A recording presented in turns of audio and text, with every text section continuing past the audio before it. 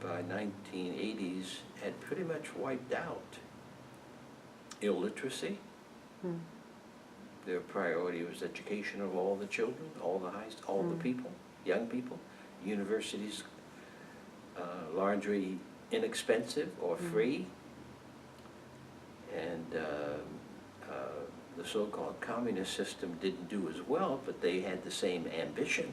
That education was free, only the communist ideology and tyranny said that if students didn't adhere to the Communist Party ideology, they couldn't go. But otherwise, that principle of education as priority was there, but not as well done as in France or Sweden or Belgium. But those countries have real problems. Nor this video is an example. They have real problems because they've not motivated their children, their young people, and themselves, their citizens, as having been blessed with the notion of Christian social democracy, because they're Christian social democratic parties were fairly strong in much of Western Europe, in which church folk pushed for democracy. That's actually what some of the parties were called: Christian Social Democratic Party, then social democratic parties. That was a fairly, I have not read this history well, but I've followed it in the press mostly, and articles. So all of Western Europe and large portions of Eastern Europe have emphasis upon government for the people, not for military purposes. So if the Muslim world has different priorities, do you believe that that states within the Muslim world should also be able to act from a standpoint of self-determinism if what they self-determine is essentially the opposite or not quite the model that you're talking about now, where the government serves the people equally and it's set up to support equality within the state? Do you still believe that those countries should self-determine their own systems? Of course. Okay. Well, I think Africa and Latin American countries and Asian countries have the right, maybe even, that is even maybe an essential, necessary responsibility, that they have to break the patterns of Western domination of the last 700 years and recover their own history and their own sense of their peoplehood and shape their own societies. Even if they look different than Christian values? Huh? Even if the value system is different from Christian values? Well, Christian values are pretty Universal? tyrannical. Pretty what? Huh? They're pretty what? They've been the world as we have it now, Christian values have been pretty much a part of the empires, economic, military, political empires. They've really not been about, as they've emerged in Western civilization, with the exception of Europe, they have not been in the United States, I should say, about eradication of illiteracy, of poverty, of structured racism, sexism, and the rest. They have been pretty much a kind of a plantation capitalism, which is what I said in the JLI. A form of economic exploitation that helps the accumulation of wealth. And under the last 50 years allows a Walmart to demand that it's right to go after having a 20% of world retail industry. And to smash all enterprises that might not allow them to gain 20% or 30%, whatever they're seeking for, whatever percent. They have a massive percentage of the retail industry in places like Mexico and China and elsewhere. Now, they're the largest institution in the world, the largest retail industry in the world, the largest industry in the world. That's in less than 30 years, 40 years. So, absolutely. The world is a consequence of the 700 years of Western exploration, discovery, that we've seen as a heroic period, but went around the world, especially Latin America, Africa, Asia, with a Bible, a gun, and a quest for wealth. Almost all the explorers' ships had on them clergy people carrying the Bible. They all had cannon and guns for conquest. And they all had the fact that they would bring back gold or wealth. So, how that history, develops in the 21st, 22nd century, I have no idea, but it brought with it domination and ruthlessness. It brought with it economic orders in which the oil goes to the largest oil company, I think, is Shell Oil. That's a Dutch firm. It may not be number one, maybe number two, but It's up there. yeah, it was number one for a long time. Well, that's the little country of Holland. So the resources of oil, and Holland wasn't Holland also for a number of decades the diamond center? A major diamonds De marketplace? Beers comes out of Yeah, Holland, yeah. from South Africa, because they also were part of the conquest of South Africa. So they had one, and probably still are, major diamond marketplace. You see, so the benefits of that industry is still going to Holland and its associates. The large percentage of it is not staying in South Africa or in West Africa, where diamonds are also, or in Congo. The benefits of those minerals, of that stone, is not. It stays in Africa only to the extent that it shapes an elite who side with the diamond markets of the world, and not with the people. So just to throw it out there because it's happening right now, ISIS and its desire to create a caliphate. If you take the perspective that is a self-deterministic movement, this is a... But it's not a self-determination movement. It's a dominant movement. It's an effort to have domination and control.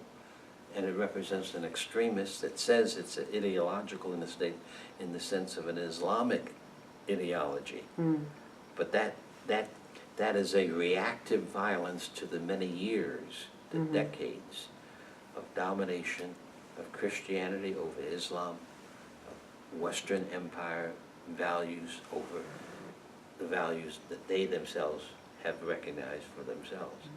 Even so though it's an extremist group. Even though it's reactive and extremist, though, can it also be seen as a self-determination movement from the inside? Not in my judgment. No. No, it's a handicap.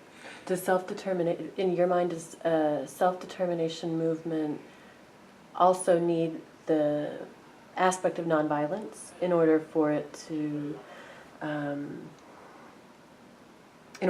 generate something truly different and a different form of government, in order for it to represent kind of a movement away from this system?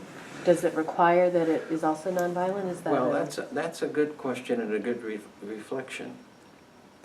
But the development of extremism in the Islamic faith, which is one of the three major world faiths that come out of Abraham in the Old Testament, in the Hebrew Bible. So the scholars and the major practitioners of those three religions recognize their connectedness. Abrahamic religions, Judaism, Christianity, Islam. All right. So the ISIS is, what's the word? It's like a social, political cancer that has grown in the midst of a political body that has nurtured it. And it is deeply rooted in Western hegemony in Middle East and Central America. I mean, of Central Asia and what's called the Middle East. The first Islamic state created was in 1947, when the British Colonial Office determined, against the wishes of Gandhi and Nehru, that a subcontinent that had been one continent for more than 800 years would be divided into a Pakistan and an India. It was a small group of Islamic elites who wanted that. It wasn't the Muslim people of Pakistan. It caused a bloodbath, I don't remember, of millions of people, because Hindus were supposed to leave the north and go south, and Muslims were supposed to leave the south and go north into Pakistan. And it was a Pakistan that had an East Pakistan and a Pakistan. East Pakistan is now broken away and is now Bangladesh. So that decision was not made by Nehru or Gandhi. The Congress Party that was firmly united for self-determination of the subcontinent was bitterly opposed to it. Gandhi went so far as to persuade the Congress Party, let Ali Jinnah, one of the elite, become the first prime minister of India instead of India and Pakistan. They pled and bitterly worked against it. But the Colonial Office of Great Britain determined that a people that were one people, though many Muslims, many Hindus, largest population was Hindu, but Muslims lived there all their lives as well, should be divided. In some ways, that may be the beginning of the Islamic turmoil.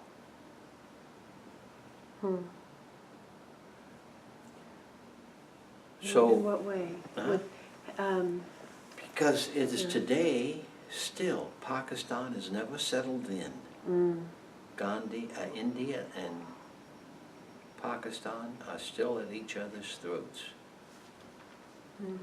They fight over Kashmir division, but they both have developed nuclear weapons, so they've become one of the dangerous tensions in the world, because those weapons could go off.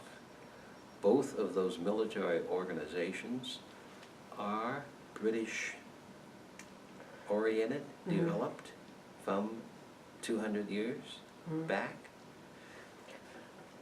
In that same line of thinking then, I'm sorry. And Pakistan has the Taliban in the eastern section, bordering on Afghanistan. In that same line of thinking, these old empires, like the Ottoman Empire. Yes, right. So, could you say that so much of the disrest in that region is, I mean, the Ottoman Empire maybe should have stayed together. I mean, if we go back far enough into history, could we just say the, Greek Empire should have stayed together, the Roman Empire should have stayed together, and that the No, but the empire yeah. idea, you see, is an idea, is a form of civilization that is deeply rooted in tyranny. And July 4th, 1776 was the introduction in a 3,000 to 5,000 year history of domination. The divine right of kings, the divine right of aristocracy, of princes, of queens, and all that kind of stuff. The paleontologists and anthropologists say that that's only about a 3,000 to 5,000 year order. That the human race prior to that time did not have that domination system around the world. So the July 4th, 1776 is the introduction of the radical idea that human beings are so created and so endowed that they can govern themselves, that they do not have to have kings or prime ministers or presidents, that these folk are folk who are supposed to carry out the will of the people and the aspirations and well-being of all the people. Now that's very radical. You see, the United States doesn't teach it like that, but that's the reality. It's the first time that that sort of popular democratic notion was introduced. Many of American scholars about democracy celebrate Greek democracy, which was a democracy of the elite, not the emancipation of the slaves, nor the movement away from military conquest or violence. The American notion, Jefferson and Thomas Paine and others, were a notion that all are created equal, and that all can have access to life in such a fashion that all humans can emerge in a fashion that it would be astonishing and unimaginable. Not under the control of tyrannies or social oppressions, but ambitious for their own aspirations. And I would add to that also, where there's a recovery of the human agenda.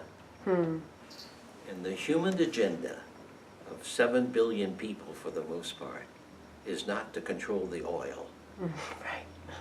The human agenda of approximately 7 billion people now on Earth is the sustaining and nurturing of their children, of their families, of their neighbors, of creating a livable, sustainable environment for themselves. I'm using those words, but ordinary people in Africa and India would call for the same thing, using their language. The people, especially women, who've been a chief object of oppression for the last 3,000 to 5,000 years, by men, by males, do not have the agenda of becoming a billionaire. Do not have the agenda of controlling the oil resources of the earth, or acquiring all the gold, or climbing Mount Everest. They simply do not.